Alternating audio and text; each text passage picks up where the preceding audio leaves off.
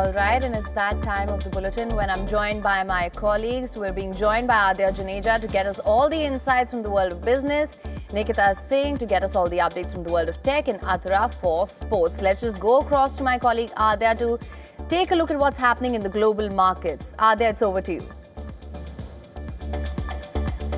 Well, thank you so much, Haim. From gold's historic surge to policy shocks in Washington and Beijing's expanding electric drive, here's a quick roundup of the biggest business stories shaping today. Gold has just smashed through the $4,000 an ounce mark for the first time ever. The metal has surged over 50% this year as investors rush for safety amid US fiscal turmoil, a government shutdown, and uncertainty over the Fed's independence. Bullion-backed ETFs saw their biggest inflows in 3 years, while central banks kept buying at record pace. Analysts say this is more than fear. It's a massive portfolio reallocation with real yields falling and equities looking overstretched. Gold's on track for its best annual gain since the 1970s, a decade that also saw a troubled Fed and runaway inflation. And while gold shines, Washington's latest move is shaking up another sector, and that is clean energy. The US Energy Department is moving to cancel billions in clean energy grants, including major carbon capture and air extraction projects. Officials say it's about tightening fiscal oversight, but critics call it political payback against Democrat-led states. This round follows earlier cuts worth $3.7 billion in May, hitting carbon and hydrogen projects from Exxon to Eastman Chemical. Analysts warn the rollback could slow climate tech momentum and widen tensions between fossil fuel interests and clean energy innovators. For regulation rollback to regulatory rethink, the SEC is now opening a new chapter for crypto. The US SEC is preparing a formal innovation exemption that could let crypto and fintech startups test projects under supervised conditions. Chair Paul Atkins says it's time to move from reinforcement to engagement after years of regulatory crackdown. The framework would give compliant-minded firms a safe space to innovate without fear of retroactive penalties. Analysts say it could finally bridge the gap between innovation and investor protection and bring crypto innovation back on shore. And finally, while the US rewrites rules, China's automakers are rewriting the map of global EV dominance. Chinese EV giants are accelerating their global push as domestic margins shrink.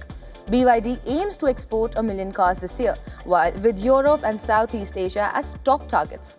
Chinese EV exports jumped 51% in the first 8 months of 2025 as companies set up factories abroad and expand showrooms worldwide. Analysts say despite trade barriers, China's EV wave is unstoppable, powered by scale, tech, and a decade of state-backed innovation.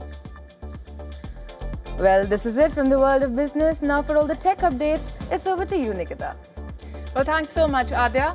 First up, a group of Italian families have filed a lawsuit against Facebook, Instagram and TikTok, accusing the platforms of failing to enforce age restrictions and using addictive features that harm children's mental health. Now, the lawsuit calls for stronger age verification systems for users under age 14 and demands that Meta-owned Facebook, Instagram and TikTok remove manipulative algorithms and disclose the risks of overuse. In Italy, the plaintiffs estimate that over 3 million of the country's 90 million social media accounts are used by children under 14. Now, they argue that excessive use can lead to issues like eating disorders, sleep deprivation, depression, and poor academic performance. The parent association said that they are also preparing a class action lawsuit open to parents who claim their children have been harmed by social media use. The case is set to be heard by the Milan Court's Business Chamber in February 2026. Second up, a ransomware group called Killin has claimed responsibility for the hack on Japan's Asahi Group holdings. The brewing and beverage giant suffered the attack on September 29th, disrupting production at several facilities. Killin posted 29 images on its website on Tuesday of what the group claims to be internal Asahi Group documents. Now, the group claims to have stolen more than 9,300 files or roughly 27 gigabytes of data. Killin, active since 2022, has claimed responsibility for more than 870 attacks worldwide. It operates as a ransomware as a service platform, allowing clients to launch attacks in exchange for a cut of the ransom. In another cyber attack related news, British police have arrested two men aged 17 and 22 on suspicion of hacking into the systems of Kiddo International, a London-based childcare company. Now, Kiddo operates 80 nurseries across Greater London, catering to children up to 5 years old. During the attack, data belonging to more than 8,000 children was stolen. The hackers, identifying themselves as the Radiant Gang, reported the attack on their dark web portal last month. The group posted names, photos, home addresses and family contact details of 10 children to prove their claims. The amount of ransom demanded was not disclosed. The Kiddo International hack is the latest in a string of ransomware incidents that have shaken UK businesses this year.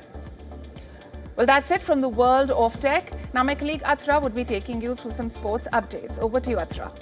Thank you so much, Nikita, for all the updates from the world of technology. Now, let's get you up to speed with what's happening in the world of sport.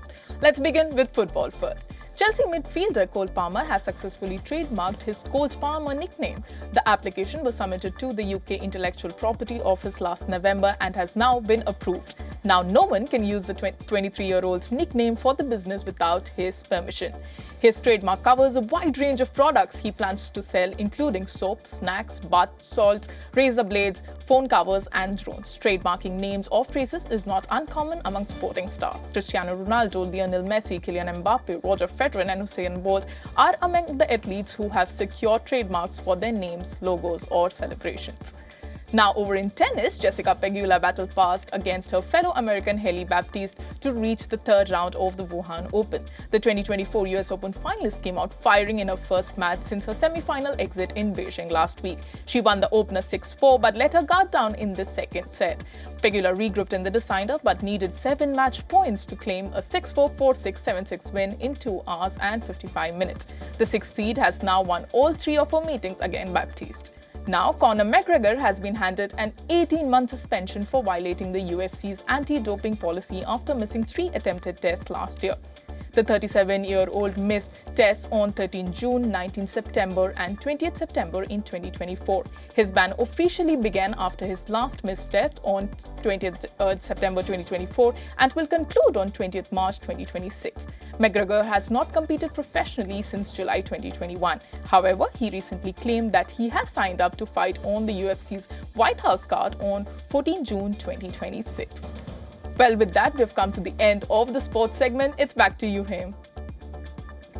All right. Thank you so much for those updates from the world of sports, Atra, and thank you so much to my colleagues, Adya, Nikita, and of course, Atra, for joining us on this bulletin with all these updates.